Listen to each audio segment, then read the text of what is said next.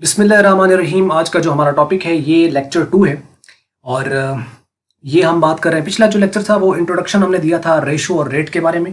अब हम देखेंगे इसके अंदर फॉर्म्स कौन कौन सी हैं रेशो की, और इस फॉर्म्स के ऊपर या इस रेशो और रेट की बेस पर कितनी तरह के क्वेश्चन हमारी एक्सरसाइज के अंदर आ सकते हैं, जो कि 1.1 एक्सरसाइज है बिजनेस मैथमेटिक्स की, जो कि आईकॉम पार्ट 1 लेवल पर हम लेक्चर्स अपडेट कर रहे हैं। तो इसमें देखिए कि रेशो जो होती है उसकी 3 फॉर्म्स हो सकती हैं। तो वो कहता है कि a ratio can be expressed in following 3 forms. एक जो रेशो है उसको इन में से किसी फॉर्म में एक्सप्रेस किया जा सकता है। पहली फॉर्म का नाम है फ्रैक्शन फॉर्म, फिर डेसिमल फॉर्म और फिर परसेंटेज फॉर्म। तो 3 तरह की फॉर्म्स होती हैं रेशो की, या तो फ्रैक्शन फॉर्म होगी, या डेसिमल फॉर्म होगी, या परसेंटेज फॉर्म होगी। अब ये क्या है, आइए इनको 1 बाय 1 हम थोड़ा सा देखते हैं।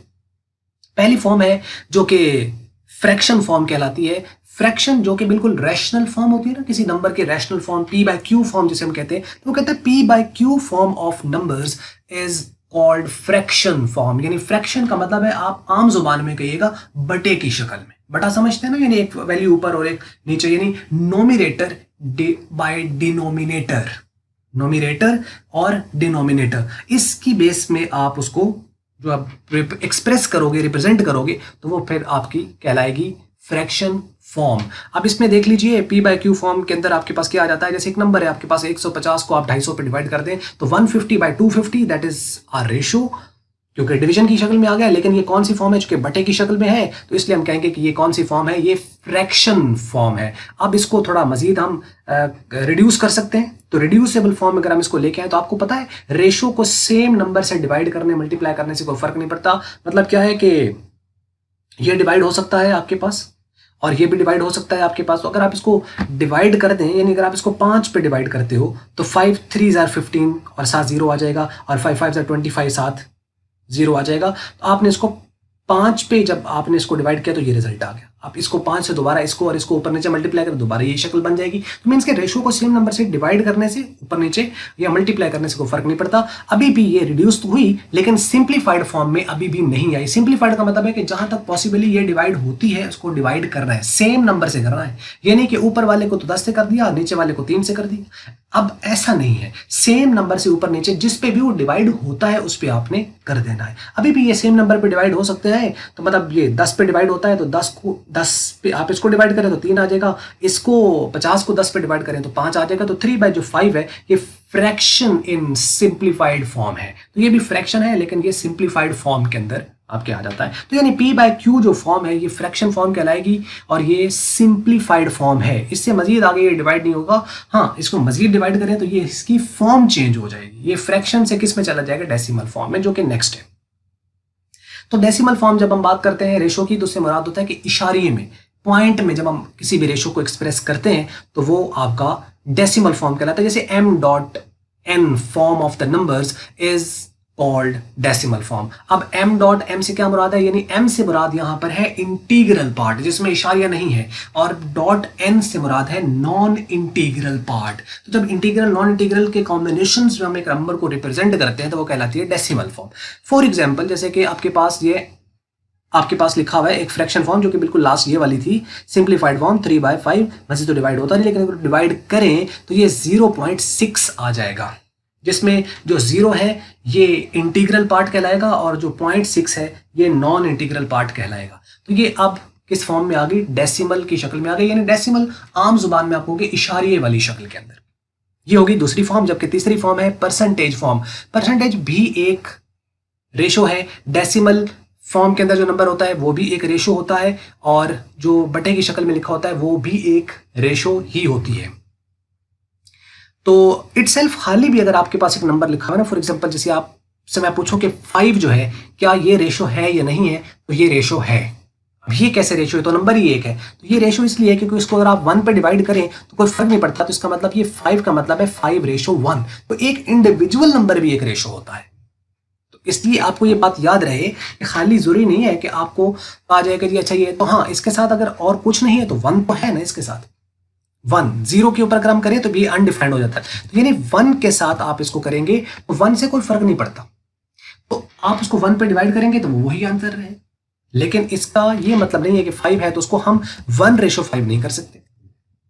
वो तो चेंज हो जाएगी ना। तो मैंने 1 पे हम डिवाइड किसी भी नंबर को कर सकते हैं, तो लिहाजा एक इंडिविजुअल नंबर भी एक रेशो होता है। एक बटे की शक्ल में लिखा गया नंबर वो भी एक रेशो होता है, पॉइंट की शक्ल में लिखा गया नंबर वो भी एक रेशो होता है, परसेंटेज की शक्ल में लिखा गया नंबर वो भी रेशो होता है। ये बात आपको यहाँ पे क्लियर हो गई होगी। अब परसेंटेज में क्या है कि परसेंटेज एन, यहाँ पे जिसके साथ भी परसेंटेज का साइन आ जाएगा, इस फॉर्म में अगर कोई नंबर आपको मिलेगा, एन से मुराद एनी नंबर जस्ट लाइक 5%, 3%, 2%, 1%, कोई भी अगर आपके पास आ जाता है तो वो क्या कहलाएगा, परसेंटेज फॉर्म कहलाएगी। तो वो कहता है फॉर एग्जाम्पल जैसे 3/5 है, इसको अगर आप 100 से मल्टीप्लाई कर दें, क्योंकि किसी भी नंबर को परसेंटेज में जाने के लिए हम 100 से मल्टीप्लाई करते हैं, और परसेंटेज से अगर उसको सिंपल फॉर्म में लाना तो हम 100 पे डिवाइड करते हैं। अब यहाँ पे अगर आप देखें तो 3/5 आ जाएगा यहाँ पर, तो ये वही नंबर है यहाँ पे सिंप्लीफाइड फॉर्म फ्रैक्शन की, इसको हमने 100 से मल्टीप्लाई कर दिया, क्योंकि परसेंटेज क्या है, ये एक रेशो है आउट ऑफ 100, आउट ऑफ 100, 100 में से एक नंबर को जब हम एक्सप्रेस करेंगे, 60% का मतलब है 60%। हम कहते हैं उर्दू में फीसद, सद कहते हैं 100 को, फीसद यानी 100 में से, तो ये फीसद है, फीसद, ठीक है। तो ये 60% है, यानी कि 100 में से 60, 60% का मतलब यानी 100 में से 60। तो इसको अगर आप करें तो जैसे इसको अब इससे भी इसमें लाया जा सकता है, इसको भी आप 100 से मल्टीप्लाई करें, ये भी 60% ही बनेगा। तो ये 60% जो है ये आपके पास क्या कहलाएगी, एक रेशो कहलाएगी। क्यों? क्योंकि 60% का मतलब है 60/100, 60/100, तो उसका मतलब 6/10 भी है, और मजीद भी वो आपके पास 2 पे डिवाइड हो जाएगा, तो मीन्स के वो सिंप्लीफाइड फॉर्म मजीद आपकी इस फॉर्म में चली जाएगी, जो कि 3/5 फॉर्म के अंदर दोबारा से आ सकता है। तो ये तो हो गई आपके पास जो परसेंटेज फॉर्म है। तो मीन्स के रेशो को आप फ्रैक्शन से डेसिमल में ला सकते हैं, डेसिमल से परसेंटेज में आ सकते हैं, आप डायरेक्टली फ्रैक्शन से परसेंटेज में आ सकते हैं, डायरेक्टली आप परसेंटेज से फ्रैक्शन में जा सकते हैं, परसेंटेज से आप डेसिमल में आ सकते हैं। किसी एक फॉर्म से दूसरी फॉर्म में रेशो को चेंज किया जा सकता है, जो उसका प्रोसीजर है उसके मुताबिक। ये तो था इसके वाले से फॉर्म्स। अब आने वाले जो वीडियो लेक्चर हैं उसके अंदर हम कुछ इसके क्वेश्चंस करेंगे जो बेस कर रहे होंगे इनमें से किसी एक टाइप के ऊपर। तो इसलिए यहाँ पे हमने आपको बताया कि टाइप ऑफ क्वेश्चंस कौन कौन से हैं जो कि आपको एक्सरसाइज के अंदर आ सकते हैं। तो आपको उसकी लिस्ट यहाँ पे दे दी गई है, जिससे आपको आसानी रहेगी, ये आपको पता रहेगा कि अच्छा इस तरह के कुछ सवाल हैं जो आगे आने वाले हैं और उनको हमें कैसे करना है। यहाँ पे आप देखिए generally 5 type of the basic questions are associated to the ratios. आमतौर पर इस तरह के कुछ सवाल रेशो से एसोसिएट हैं, जुड़े हुए हैं, और वो क्या है। पहला आपको क्वेश्चन आ सकता है रिप्रेजेंटेशन का, रिप्रेजेंटेशन ऑफ द रेशो। अब इससे क्या मुराद होगा, representation of ratio in simplified form, मतलब कि एक रेशो दे रखी है, उसको आप क्या करना चाहते हो, एक सादा फॉर्म में एक्सप्रेस करना चाहते हो। तो जब सादा फॉर्म में आप उसको एक्सप्रेस करोगे तो वो क्या होगा, जैसे अभी हमने ऊपर वो 3/5 वाला किया ना फ्रैक्शन के अंदर, तो वो आपके पास क्या कहलाती है, सिंप्लीफाइड फॉर्म में उसको जाहिर करना, एक्सप्रेस करना। इसको हम नाम देंगे कि एक तरह का क्वेश्चन तो इस तरह का आपको आ सकता है पेपर के अंदर, जिसको वो कहेगा कि इसको आप रिप्रेजेंट करो या इसको आप एक्सप्रेस करो। तो ये एक्सप्रेशन या रिप्रेजेंटेशन का एक क्वेश्चन, एक तो इस तरह के क्वेश्चन होंगे। दूसरे क्वेश्चन कुछ आएंगे जो कन्वर्जन के होंगे, जैसे एक फॉर्म से दूसरी फॉर्म में क्वेश्चन आपको कहेगा कि ये आपके पास एक रेशो दे रखी है, इसको आप दूसरी फॉर्म में कन्वर्ट कर दीजिए, या दूसरी फॉर्म है उसको तीसरी फॉर्म में कन्वर्ट कर दीजिए। तो ये आपके होंगे कन्वर्जन के क्वेश्चन, मतलब कि आपको एक टाइप दे देगा वो रेशो की और आपको कहेगा किसी दूसरी फॉर्म में कन्वर्ट कर दीजिए। So conversion of the ratio from one form to another form, मतलब डेसिमल से जी फ्रैक्शन में ले जाइए, या फ्रैक्शन से परसेंटेज में ले जाइए, या परसेंटेज से डेसिमल में ले जाइए, या किसी एक फॉर्म से दूसरी फॉर्म में कन्वर्ट करने को कहा जा सकता है। तो ये आपका कन्वर्जन कहलाएगा। उसके बाद है कंपैरिजन, कि आपको वो कुछ रेशोज दे देगा दो और उसमें आपको कंपैरिजन पूछेगा, मतलब कोई सी दो वैल्यूज दे दी, कोई सी दो क्वांटिटीज दे दी, कोई सी दो प्राइस दे दी, अमाउंट दे दी, टाइम फैक्टर्स दे दिए, और कहता होगा इसको क्या आप इसमें कंपैरिजन करो। अच्छा, कंपैरिजन में से 4 में से कोई एक चीज हो सकती है, या तो वो दोनों क्वांटिटीज बराबर होंगी, या वो दोनों क्वांटिटीज बराबर नहीं होगी, या पहली क्वांटिटी बड़ी होगी तो या पहली क्वांटिटी छोटी होगी, मतलब दूसरी बड़ी होगी। तो इन 4 में से कोई एक रीजन हो सकती है। तो मीन्स के हमें कंपैरिजन में क्या करना है, less than, greater than, equal to, not equal to, ये चेक करना है। उसका क्या आसान तरीकाकार है वो हम आने वाले लेक्चर्स के अंदर हम देख रहे हैं। यहाँ पे सिंपल इतना सा जहन में रखिएगा कि इस तरह के सवाल आ सकते हैं। तो जब आपको माइंड में सवाल ही पता होगा कि ये आ सकता है, तो ऑब्वियसली उसका जवाब भी तो आपको आता होगा ना।